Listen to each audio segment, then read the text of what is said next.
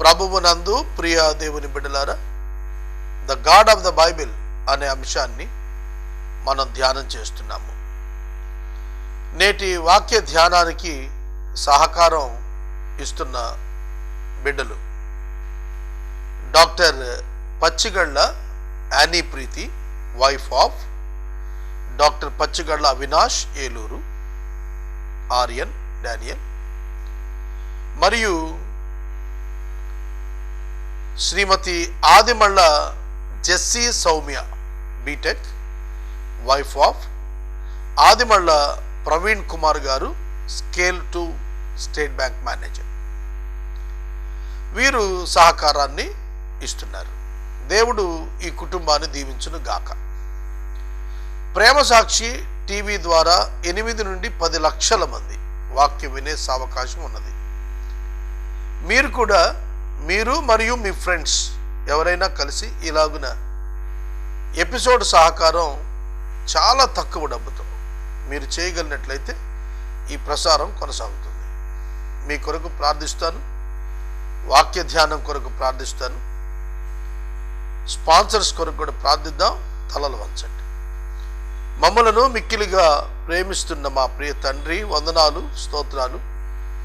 నేటి వాక్య ధ్యానం ద్వారా మాతో మాట్లాడమని ప్రార్థిస్తున్నాను. వాక్య ఉపదేశ సహకారులు డాక్టర్ యానీ ప్రీతి మరియు జెస్సీ సౌమ్య గారులను మీరు ఆశీర్వదించండి, కుటుంబాలను దీవించండి. నేటి వాక్య ధ్యానము మాకు దీవెనకరంగా ఇవ్వండి. మా రక్షకుడైన యేసు ప్రభు పేరిట ప్రార్థిస్తున్నాము తండ్రి, ఆమెన్. ప్రియమైన దేవుని బిడ్డలారా, ఈ దినం మీ ముందు నేను ఉంచబోతున్న వాక్యం ప్రస్తుత పరిస్థితులలో most contradictory and complicated versus అని చెప్పాలి. ఓల్డ్ టెస్టిమెంట్, పాత నిబంధన అర్థం చేసుకోకుండా బోధిస్తే ఈరోజు చాలా పెద్ద తగువు మన దేశంలో వస్తుంది.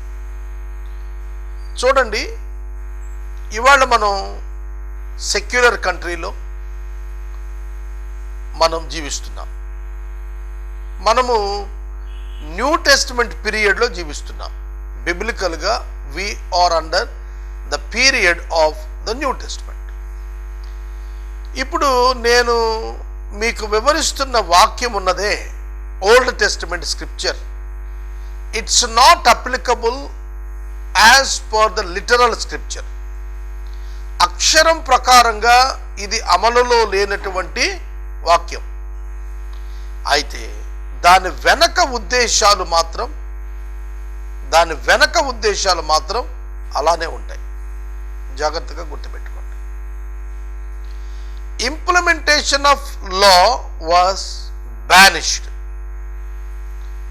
ఈ యొక్క ధర్మశాస్త్రము ఉన్నదే, అది ఇప్పుడు అమలులో లేదు. తర్వాత ఈ యొక్క ఓల్డ్ టెస్టిమెంట్ స్క్రిప్చర్స్ ఏవైతే ఉన్నావో అవి యూదులకు మాత్రమే. Those were applicable to the people of Israel only, not to the Gentiles. ఈ మాట గుర్తుపెట్టుకోవాలి. ఇది తెలియకపోతే ఆ వాక్యం అపార్థం అయిపోతుంది. ఎందుకో చెబుతాను, వినండి. ఈ మధ్యన ఒక బాబు, ఒక తమ్ముడు, క్రైస్తవ ఏతరుడు నాకు ఒక వాట్సాప్ మెసేజ్ పంపారు. అందులో ఆయనకు అర్థం కానిది, ఆయన బాధ పెట్టింది ఉంది. అదేమిటంటే, విగ్రహాలను పడద్రోసి పగలగొట్టి దేవత స్తంభాలన్నీ నరికివేసి ప్రతిమలను అగ్నితో కాల్చు అనుంది. He was shocked. చాలా షాక్ అయిపోయాడు అతను. ఇది ద్వితీయోపదేశకాండం 7వ అధ్యాయం 5వ వచనంలో ఉంది. ఇంకొంచెం పైన 2వ వచనం దగ్గరికి వెళ్ళేటప్పటికి, నీవు నీ దేవుడైన యెహోవా నీకు అప్పగించిన 7 జాతుల జనాలను హతము చేయవలెను, వారితో వియ్యమందకూడదు, వారితో నిబంధన చేసుకోకూడదు, వారిని కరుణించకూడదు, వారి కుమారుని చేసుకోకూడదు, కుమార్తెను చేసుకోకూడదు, వాళ్ళను హతము చేయవలెను. ఈ రెండో మాట కూడా ఆయన చాలా షాక్కి గురి చేసింది. నిజమే కదా. ఇవాళ ఈ స్క్రిప్చర్ ఎవరు చదివినా కూడా బైబిల్ని వెంటనే అపార్థం చేసుకుంటారు. ఎందుకంటే in the terms of new testament and in the terms of 21st century constitution, ఇది మనం చెప్పామనుకోండి, వాళ్ళ విగ్రహాలను పగలగొట్టేసి, ప్రతిమలను తగలబెట్టేసి, దేవతా స్తంభాలను నరికేసి కూలగొట్టేసేయండి అనుంది ఇక్కడ. Does it applicable today? అది ఇవాళ అప్లై అవుతుందా? జాగ్రత్తగా వినాలి. వాక్యము నిన్న నేడు నిరంతరం ఏకరీతిగా ఉండాలి కదా, రైట్? మరి అటువంటిప్పుడు ఇవాళ అప్లై అవ్వదు అంటారేంటి మీరు అని ఒక ఫెనటిక్గా, ఒక ఉన్మాదిగా మీరు ప్రశ్నించవచ్చు. అప్పుడు నేను చెబుతాను, మీకు బైబిల్ అర్థం కాలేదు. కనుక ఈ వచనములు ఎవరికి చెప్పాడు, ఎందుకు చెప్పాడు, ఎందువలన చెప్పాడు, అలా చెప్పినందుకు ఆయన ఎవరు, ఇది మనం ఆలోచన చేయాలి. The beauty of the Bible is the God of the Bible. You should understand the God of the Bible and his character and his nature. అది తెలుసుకోకపోతే దేవుడు నీకు అర్థం కాదు. సహోదరుడా, సహోదరి, జాగ్రత్తగా విను, చెబుతాను. మనకు నేను ఇప్పుడు చెబుతున్న వివరం మీకు చాలా ఉపయోగపడుతుంది. అనేక మంది నాన్ క్రిస్టియన్ ఫ్రెండ్స్కి ఈ మాటలు బాగా అర్థమవుతాయి. అందుకే చెబుతున్నాను, జాగ్రత్తగా విను. ఆదికాండము అనేటువంటి గ్రంథంతో బైబిల్ స్టార్ట్ అవుతుంది. అందులో మానవుని యొక్క నిర్మాణం మొదటి అధ్యాయంలో చివరి భాగంలో 6వ దినాన మానవుడు నిర్మించబడ్డాడు అనేది రాయబడింది. అతడు నిర్మించబడిన విధానం 2వ అధ్యాయం 17 వచనం చాలా స్పష్టంగా వ్రాయబడింది. ఆ తర్వాత 3వ అధ్యాయంలో మానవుడు పతనమయ్యాడు, పాపం చేశాడు. ఆదాము మొదలుకొని 10 తరాల వరకు, నోవహు కాలం వరకు జీవించిన పాపులందరినీ భూమి మీద ఉండకుండా దేవుడు నశింపచేయటానికి నోవహు అను ఒక్క వ్యక్తి కుటుంబాన్ని మినహా భూమి మీద ఉన్న లక్షలాది మంది ప్రజలను చంపేశాడు జలప్రళయం ద్వారా. God killed them. దేవుడే చంపేశాడు. ఇప్పుడు మీకు కొంచెం అర్థం కావాలి దేవుడి గురించి. దేవుడు ఎందుకు చంపేశాడు? దేవుడు ఎందుకు చంపేశాడు? ఇది అర్థం కావాలంటే దేవుడు న్యాయాధిపతి. ఆయన ఒక్క దినాన మానవ జాతి అంతటికి తీర్పు తీరుస్తాడు. Not to spread the sin on the earth, భూమి మీద పాపము విస్తరించకుండా దేవునికి అది హృదయమునకు నొచ్చుకొనకుండా దేవుడు ఆ నిర్ణయం తీసుకున్నాడు. ఎందుకంటే ఆయన సార్వభౌముడు. చాలామంది అనుకుంటారు దేవుడు అంటే భయం అని. భయం అని కాదు, మనం భయపడకపోయినా ఆయన సార్వభౌముడే, అందులో సమస్య లేదు. ఆయన సార్వభౌముడు కనుక ఆయన మానవ జాతిలో పాపం చేశారు అన్న వారందరినీ పశ్చాత్తాపడి విశ్వాసం ఉంచిన నోవహు కుటుంబాన్ని తప్ప మిగతావాన్ని నాశనం చేశారు. అక్కడికి 10 తరాలు. ఆ తరువాత 10 తరాలు అబ్రహాము. ఆ 10 తరాలలో మరలా భూమి మీద మనుషులు విస్తరించారు. నోవహు కుమారులు హాము, షేము, ఏపెతు అనే 3 ఫ్యామిలీస్ నుండి విస్తరించారు. 10 జనరేషన్స్ అయిన తర్వాత కల్దీయ ప్రాంతం, ఇప్పటి ఇరాక్, ఆ ప్రాంతానికి చెందినటువంటి ఊరు అనే పట్టణం నుండి దేవుడు అబ్రహామును పిలిచాడు. అక్కడ ప్రారంభమైందండి. జాగ్రత్తగా వినండి. మానవ జాతులు అనేక మంది ఉండగా దేవుడు అబ్రహాము అను ఒక వ్యక్తిని పిలుచుకున్నాడు. అక్కడ దైవ సంకల్పం అర్థం కావాలి మనకి. అప్పటికే చాలా మంది మనుషులు ఉన్నారు. అప్పటికి 10 తరాలు కదా జల ప్రవాహం ముగిసి, ఈ 10 తరాలలో విస్తృతంగా జనాభా పెరిగారు. ఆ పెరిగిన జనాంగములో నుండి ఓన్లీ వన్ పర్సన్ ఒకే ఒక్క వ్యక్తిని పిలుచుకున్నాడు. అతని పేరు అబ్రహాం. అక్కడ నుండి మనం చూస్తే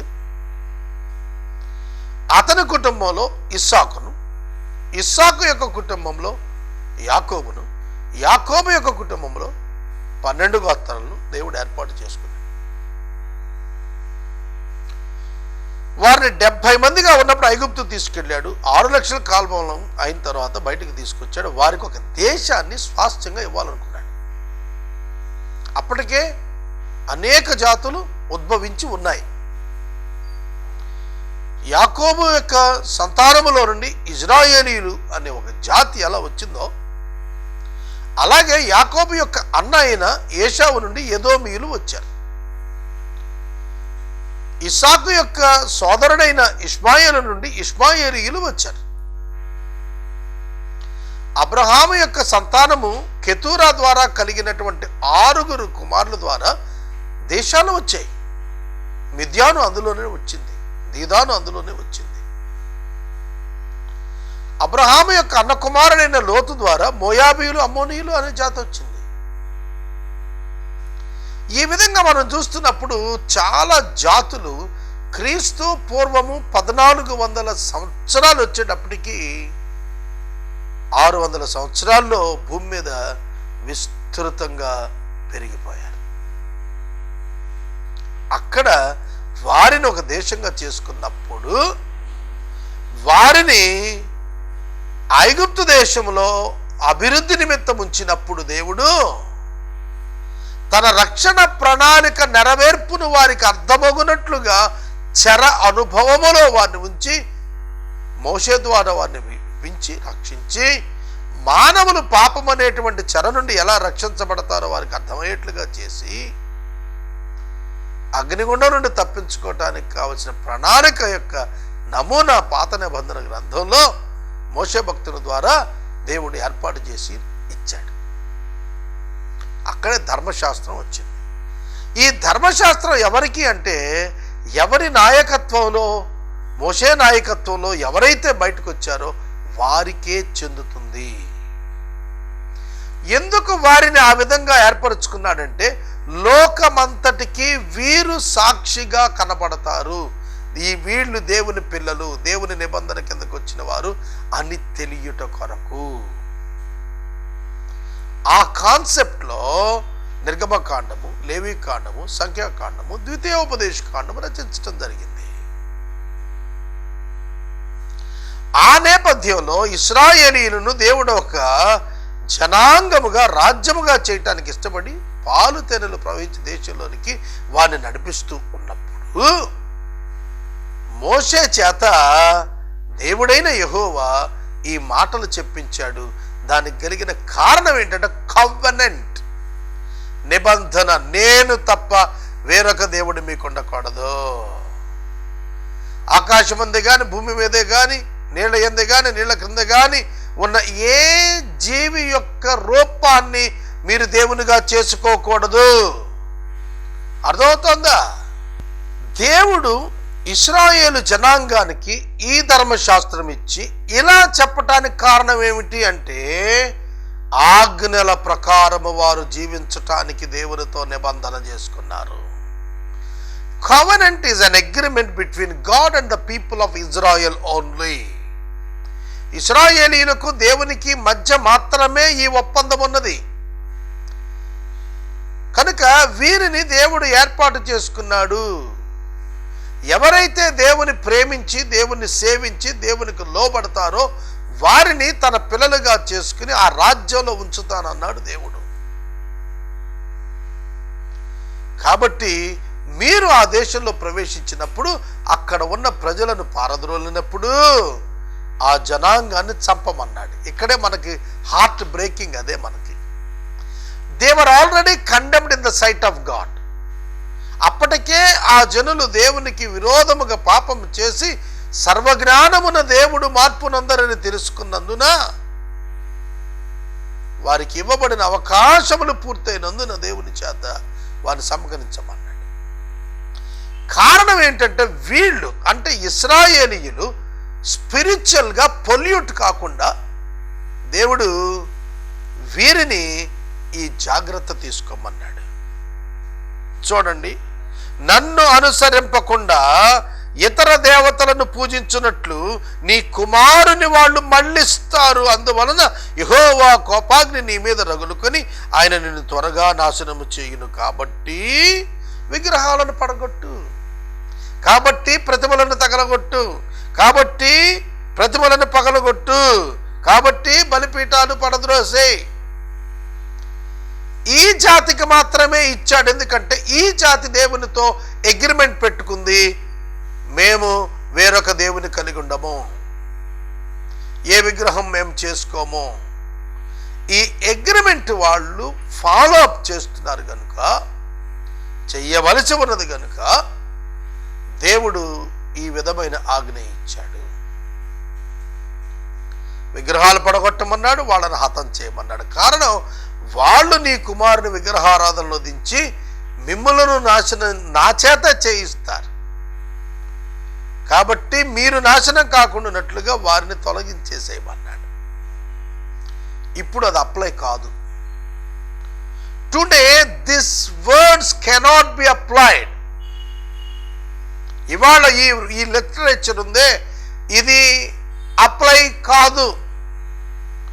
ఇది కొట్టివేయబడిన ధర్మశాస్త్రం. యేసుక్రీస్తు ప్రభు ఈ ధర్మశాస్త్రాన్ని నెరవేర్చి తొలగించాడు. Now the Christians are not under the law of God. Please note. The Christians are not under the law of Moses. మోషే యొక్క ధర్మశాస్త్రం క్రింద క్రైస్తవుడు లేడు. క్రైస్తవుడు న్యూ టెస్టిమెంట్కు చెందినవాడు. ప్రిన్సిపల్ ఏమిటంటే కమాండ్మెంట్, యాక్షన్ ఏమిటంటే ప్రతిమలు పగలగొట్టుట. ఆ ప్రజలు ప్రతిమలు పగలగొట్టడానికి కారణం ఏంటంటే వాడు విగ్రహారాధనలో పడకుండా. అగ్రిమెంట్ ఏంటంటే విగ్రహారాధన చేయకుండా. కనుక ప్రిన్సిపల్ ఏమిటంటే నేనే దేవుడును, నేను తప్ప వేరొక దేవుడు నీకు ఉండకూడదు. దానిని క్రిస్టియన్ ఒబలైజ్ చేస్తాడు. అయితే అలా ఎవరైనా సరే కలిగి ఉంటే వారిని చంపటానికి కానీ ప్రతిమలు పగలగొట్టడానికి కానీ దేవుడు క్రైస్తవుడికి ఆజ్ఞ ఇవ్వలేదు. This is New Testament. The principle applies, but the action was not applied.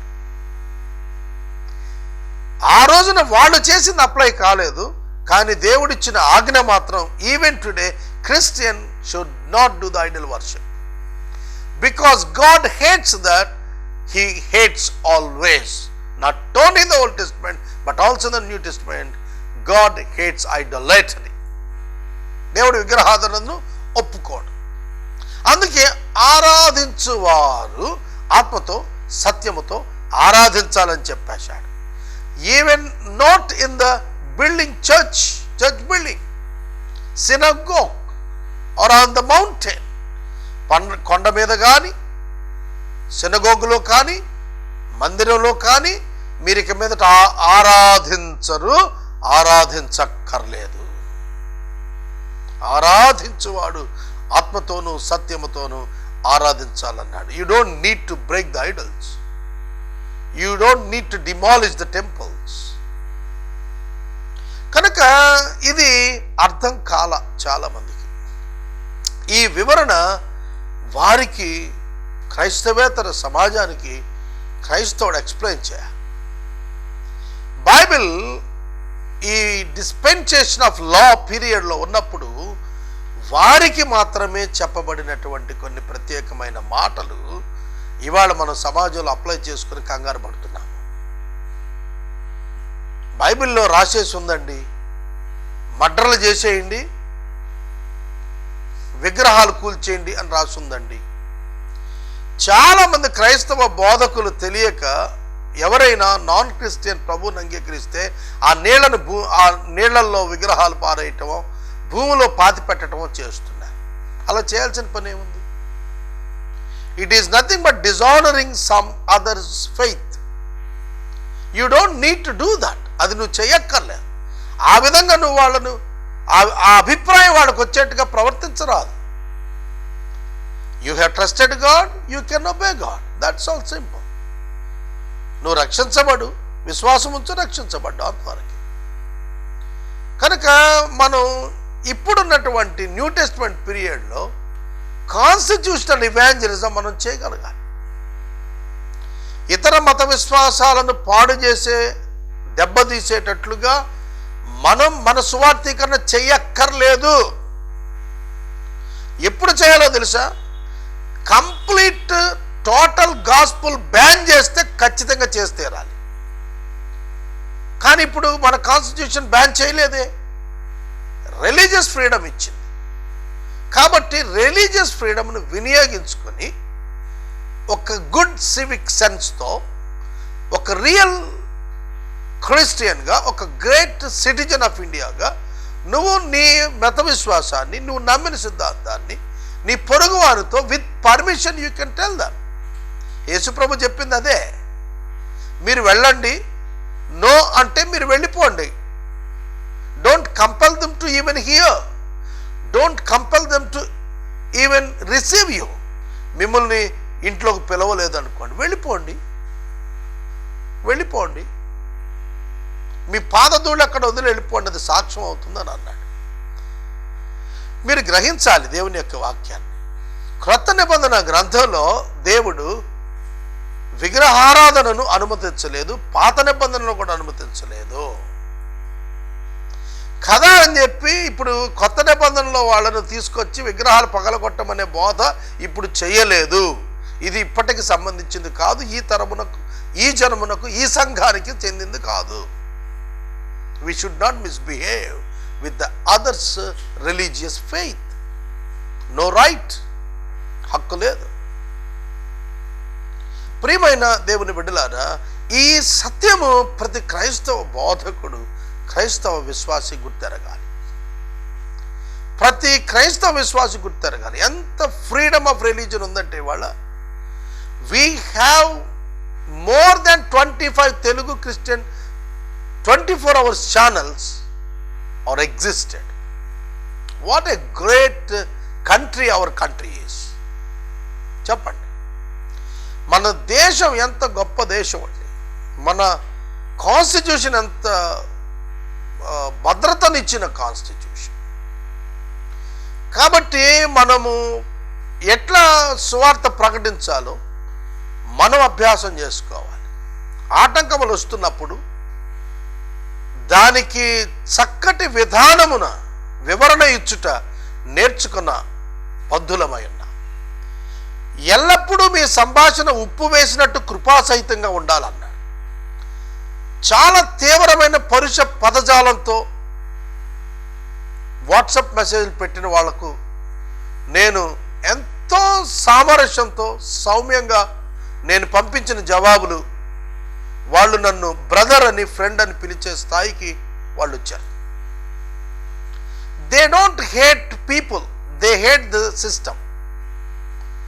They love the people and they love God, but they hate the systems which some people are annoyingly following against the others faith. మత విశ్వాసాలను కించపరుస్తున్నట్లుగా ప్రవర్తిస్తున్న కొందరి ప్రవర్తనకు వారు నొచ్చుకొని ఇటువంటి వచ్చినాయి తప్ప దేశంలో. It's a best country. ఓవరాల్గా చూస్తే చైనాలో మన ఓపెన్గా ప్రేయర్స్ లేవు, పాకిస్తాన్లో ఓపెన్గా ప్రేయర్స్ లేవు, ఇండివిజువల్గా చేసుకోవటమే. But in India there is a great freedom of religion. కనుక ఏ క్రైస్తవుడు ఎన్నడూ కంగారు పడదు. క్రైస్తవేతలు అభ్యంతరం పడుతున్నప్పుడు దాని కారణాలను చర్చారూపకంగా చక్కగా అన్వేషించండి, డిస్టర్బ్ కావద్దు. పౌలు గారి కాలంలో ఎంతో గొప్ప అప్రోల్, ఎంతో గొప్ప అలజడి ఆనాడు యూదుల నుంచి ఎదుర్కొన్నాడు. పౌలుని చీల్చేస్తారేమో మాబ్స్ అనే అంతటిగా గవర్నమెంట్ ఇన్వాల్వ్ అయ్యి అతన్ని అరెస్ట్ చేసి అతని ప్రాణాన్ని కాపాడాల్సి వచ్చింది.